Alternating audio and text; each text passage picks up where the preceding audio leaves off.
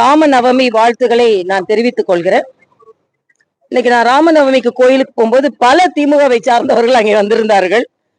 அதனால அவங்க இந்து மதத்தை எதிர்த்து பேசிவிட்டு அதற்கு பின்பு அவங்களே கோயிலுக்கு வர்றதுதான் இன்னைக்கு அவங்களோட இரட்டை வேடம் என்பதை இங்கே பதிவு செய்கிறேன். காலையில ராமநவமிக்காக கோயிலுக்கு போகும்போது நான் பார்த்தது. எல்லோரும் இறைவனை கும்பிட வேண்டும், எல்லோருக்கும் வாழ்த்து சொல்ல வேண்டும் என்பதுதான் எனது கருத்து. நான் இங்க ரொம்ப வேதனையோட ரெண்டு விஷயத்தை பதிவிட விரும்புகிறேன். ஒன்று, எஸ்.வி. சேகர் பேசினது. என்ன வேணாலும் வாய்க்கு வந்த மாதிரி பெண்களை பேச வேண்டும். ஒரு முன்னாள் அமைச்சர் ஒரு போராட்டத்தின் போது ஒரு வார்த்தை சொல்லிட்டாருன்னு உடனே எல்லோரும் பொங்கி பொங்கி பொங்கி எழுந்தார்கள். ஆனா ரெண்டு பேர், ஒன்னு பொன்ராஜ், இன்னொன்னு எஸ்.வி. சேகர் அவர்கள். ஒரு ஒரு அந்த அந்த விளாத்திக்குள்ள வீட்டுல அந்த பொண்ணோட வீட்டுக்கு போயிட்டு வந்ததுல இருந்து எனக்கு சரியா தூக்கம் வர மாட்டேங்குதுங்க. ஒரு பெண் குழந்தை, படிக்க வேண்டும் என்று நினைத்த பெண் குழந்தை பாலியல் பலாத்காரம் செய்யப்பட்டு கொல்லப்பட்டிருக்குன்னு நீங்க அரசாங்கத்துக்கு ஆதரவா எவ்வளவு வேணாலும் இருங்க, அரசாங்கத்துக்கு என்ன வேணாலும் ஆதரவா இருங்க. ஆனா ஒரு பெண்கள் விஷயத்துல அரசாங்கத்தை நான் பாதுகாக்கிறேன் என்று பெண்களை பற்றி கேவலமாக பேசுவதை தயவு செய்து நிறுத்தி கொள்ளுங்கள். அது எஸ்.வி. சேகர் போன்றவர்கள் என்ன வேணாலும் பேசலாம் அப்படின்னு நினைக்கிறாங்க. ஏற்கனவே பெண்களை பற்றி அவர் பதிவு செய்ததற்கு அவர் வழக்காடு மன்றத்தினால் அவர் எச்சரிக்கப்பட்டும் இன்னைக்கு திருப்பி இப்படி பேசுறாரு. அதே மாதிரி இன்னொரு பெண் நிர்வாகியை பற்றி பொன்ராஜ் அவர்கள் பேசினதுக்காக தம்பி விஜய் அவர்கள் நேரே அவங்க காவல்துறை அலுவலகத்திற்கு இப்போ ஒரு தலைவர் ஒரு பெண் மீது அபாண்டமாக பேச, அதுக்கு மாத்திரம் இல்ல, நான் பொன்ராஜ் அவரோட பேச்ச பார்த்தேன். இப்படி இருந்தா இப்படி இல்லாம எப்படி, அந்த வார்த்தையை கூட என்னால சொல்ல முடியாது. இப்படி இருந்தா நான் எப்படி இவரான்னு எப்படி சொல்லாம இருக்க முடியும்னு சொன்னா, ஆண்களை பற்றி நாங்க அப்படி பேசுறோமா? அப்ப யாரால பாதுகாப்பு? எஸ்.வி. சேகரா இருந்தாலும் சரி, பொன்ராஜா இருந்தாலும் சரி, அரசாங்கத்தோட பாதுகாப்புல இவங்க எல்லாம் இருக்காங்க. இதுக்கு முதலமைச்சர் இதுக்கு பதில் சொல்லணும். பெண்களை பற்றி எவ்வளவு வக்கர புத்தி உங்க மனசுல இருக்கு அப்படின்றதுக்கு எனது கடுமையான கண்டனத்தை பேசிட்டு நான் மன்னிப்பு கேட்டுட்டேன். ஆக எஸ்.வி. சேகருக்கும் பொன்ராஜ் ஏற்கனவே அப்துல் கலாமுக்கு இவர் அட்வைஸராம். அப்துல் கலாம் எப்படிப்பட்ட மாமனிதர், அதுக்கு முதல்ல அட்வைசர் இவர் சொல்றதே தப்பு. வாய்க்கு வந்தபடி பேசலாம் அப்படின்ற இவங்க எல்லாம் என்ன உலகத்துல உள்ள பெரிய அறிவாளிகள்ன்ற நினைப்பு. இவங்க ரெண்டு பேருக்கும் எனது கடுமையான கண்டனத்தை தமிழக பெண்கள் சார்பில் தெரிவித்துக் கொள்கிறேன். அதுவும் எஸ்.வி. சேகர் புதர்ல உள்ள பொண்ணுக்கு பாதுகாப்பு கொடுக்க முடியுமா அப்படின்லாம் பேசுனது யாராலையும் ஒத்துக்கொள்ள முடியாது. இன்னொன்று, ஒரு கட்சி தலைவரே கம்ப்ளைண்ட் கொடுக்கிற அளவுக்கு ஒருவர் பேசிக்கொண்டு இருக்கிறார் என்றால் அதுவும் தப்பு.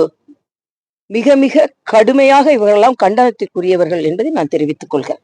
இது அந்த திமுக தெரியாது, எந்த பெண்ணூர் பத்தி எதுவும் குரல் கொடுக்கல, அதிகாரிகள் நடவடிக்கை, காவல்துறை நடவடிக்கைகளை எப்படி பாக்குறீங்க? இதைத்தான் நான் சொல்றேன். அதாவது பாராபட்சமான நடவடிக்கை தான். இப்ப விளாத்தி குளத்திலே முதலமைச்சர் அங்க போய் பார்த்திருக்கணும், பார்க்கல. 10 நாள் கழிச்சு ஏற்கனவே குற்றம் செய்தவன், பாலியல் குற்றம் செய்தவன் வெளியே வந்திருக்கான், ஸ்டேஷன்ல கையெழுத்து போட்டிருக்கான். அப்ப அவரையே நீங்க கண்காணிக்கல. இப்ப பெண்களின் மானமோ உயிரோ உங்களுக்கு அவ்வளவு துச்சமா போயிடுச்சு.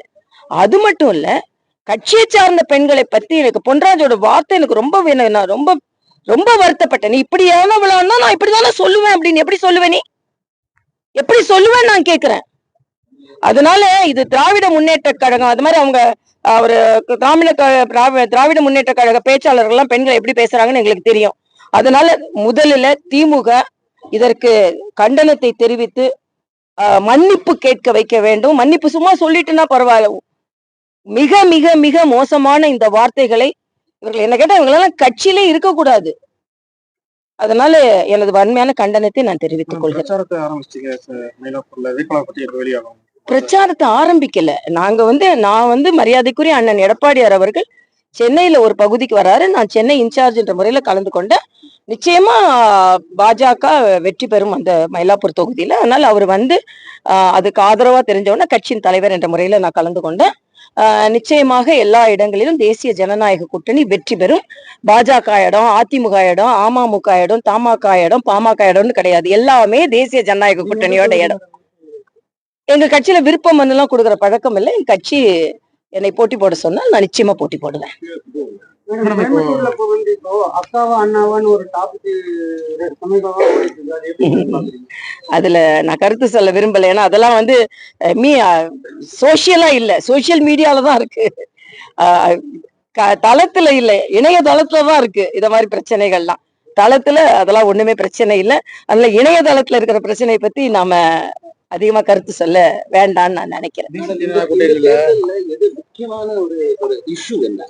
இஷ்யூனா இப்ப நான் சொன்னதுதான், முக்காவது மோசமான ஆட்சி, எல்லாவற்றுக்கும் மேலாக பெண்களுக்கு எதிரான குற்றங்கள், பெண்களுக்கு இழைக்கப்படும் அநீதிகள், அவமரியாதைகள், இதுதான் இன்னைக்கு பிரதானமாக இருக்கும். முதலமைச்சர் சொல்றாரு இது டெல்லிக்கும் தமிழ்நாட்டுக்கும் நடக்கின்ற தேர்தல் இல்ல. நான் சொல்றேன், தமிழ்நாட்டு பெண்களுக்கும் திமுகவிற்கும் இந்தி கூட்டணிக்கும் நடக்கின்ற போட்டி தேர்தல். அதனால் பெண்கள் எல்லாம் வெகுண்டு எழுந்து நிச்சயமா திமுகவுக்கு எதிராக வாக்களிப்பார்கள். அதுல எந்த மாற்று கருத்தும் இல்லை. இன்னொன்று, திமுகவால கூட்டணிய முழுமையாக நிம்மதியாக அவர்களால் செயலாற்ற முடியாது. புதுச்சேரியில அவங்களால சரியா கொண்டு போக முடியல.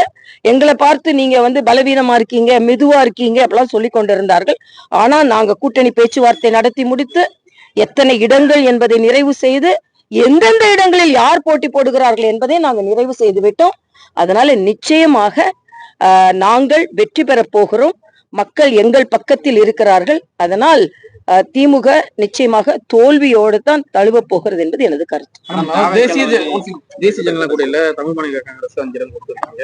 5மே வந்து தாமரையில போட்டுருக்காங்க. என்னன்னா கும்பகோணத்துல வந்து எடரில போட்டு பிரச்சனை போயிருக்கு. 2 மாவட்டம் சென்னை, காஞ்சிபுரம் கட்சியில இன்னொரு கட்சியில உள்ளதை நான் சொல்ல முடியாது. ஆனா நேத்துல இருந்து தாமரையில போட்டி போட்டா ஏதோ அழுத்தத்துல போட்டி போடுறாங்களாம். அதே உதயசூரியன்ல போட்டி போட்டா விருப்பத்துல போட்டி போடுறாங்களா? இது என்னங்க அர்த்தம்? தாமரை வந்து 18 மாநிலங்கள் ஆட்சி செய்கிறது, இந்தியாவே ஆட்சி செய்கிறது. அதனால நீங்க சொன்னீங்கன்னா இந்தியாவிலே பலமான சின்னம் எதுனா தாமரை சின்னம். தாமரை சின்னத்துல போட்டி போட்டா மட்டும் அழுத்தத்துல போட்டி போடுறாங்களாம். கருணாஸ் போன்றவர்கள் உதய சின்னத்துல போட்டி போட்டா விருப்பப்பட்டு போட்டி போடுறாராம். அதே இது தாமரைக்கு சின்னம் அவமானத்தின் சின்னம். எதை வச்சு நீங்க சொல்றீங்க? கடுமையான கண்டனத்தை நான் தெரிவிக்கிறேன். இந்த தாமரை என்பது லட்சுமி உட்கார்ந்து இருக்கிறதும் தாமரை தான், சரஸ்வதி அமர்ந்திருப்பதும் தாமரை தான், நம்ம நாட்டோட பூவும் தாமரை தான். இன்னும் அவமான சின்னம் எப்படி சொல்ல முடியும்? நாங்க எல்லாத்துக்கும் இந்த நாட்டுக்கு பெருமை சேர்த்து கொண்டு இருக்கிறோம். மரியாதைக்குரிய பாரத பிரதமர் பெருமை சேர்த்து கொண்டு இருக்கிறார். நீங்க தான் அடிமையா உதயசூரிய சின்னத்துல போட்டி போடுறவங்க எல்லாம் அடிமைன்னு நான் சொல்லுவேன். அது நாங்க எங்களோட போட்டி போடுறதெல்லாம் விருப்பமான போட்டி போடுவேன்னு சொல்றேன். எங்கேயுமே நாங்க அழுத்தம் கொடுக்கல. ஆனா இதுல உதயசூரியன்ல போட்டி போட்டா அதெல்லாம் விருப்பத்தின் பேரிலாம், தாமரையில் போட்டி போட்டா அழுத்தத்தின் பேரிலாம். இது எங்க இருந்து இந்த தியரியை நீங்க கண்டுபிடிச்சீங்கன்னு நான் கேக்குறேன். தாமரையில அண்ணன் ஜி.கே. வாசன் அவர்கள் தேசியவாதி. அவர் தாமரையில் போட்டி போட வேண்டும் என்பதை அந்த கோரிக்கையை அவர் ஏற்று இருக்கிறார். அவர் போட்டி போடுகிறார். இதெல்லாம் நாங்க இணைந்துதான் போட்டி போட போகிறோம். அதனால நான் ஏற்கனவே சொன்ன மாதிரி இது இந்த தொகுதி அந்த தொகுதி இல்ல, தேசிய ஜனநாயக கூட்டணியின் தொகுதி, மக்களின் தொகுதி. நாங்க எங்களோட தேர்தல் அறிக்கையை மக்களுக்காக, மக்களிடம் இருந்துதான் நாங்க சொன்னோம். அதனால இவரு நாங்க அமைச்சர்கள்லாம் பேச ஆரம்பிச்சிருக்காங்க. பாஜகல முதலமைச்சர் டெல்லி போனாலே பயம் வந்துருது. டெல்லிக்கு போறாங்க அப்படின்னா, டெல்லி நம்ம நாட்டோட தலைநகரம், டெல்லியில தலைவர்கள் இருக்கிறார்கள். அதனால எங்க கூட்டணி சுமூகமான கூட்டணியாக இருக்கிறது என்பது எனது கருத்து. என்னொன்னு, விடுதலை சிறுத்தைகள், கம்யூனிஸ்டுகள், மதிமுக எல்லாம் குறைச்சு வாங்கிக்கிட்டு பாஜக உள்ள வந்துடும் பயந்து குறைச்சு வாங்குறாங்களாம். ஆக நீங்க அடிமையா குறைச்சிக்கிறீங்கன்னு சொல்றதை விட்டுட்டு பாஜக மேல ஏன் நீங்க பழிய தூக்கி போடுறீங்க? அதனால இன்னைக்கு தேர்தல் களம் பாஜகவை நோக்கி, தேசிய ஜனநாயக கூட்டணியை நோக்கி வந்து கொண்டிருக்கிறது. அண்ணன் எடப்பாடியார் அவர்கள் நிச்சயமாக முதலமைச்சராக பதவியேற்பார்கள். அப்படிலாம் சொல்ல முடியாது. இப்ப வரட்டும், சொல்ல யூகங்களுக்கு அது பதில் சொல்ல வேண்டாம் நம்ம. நன்றி. சரி.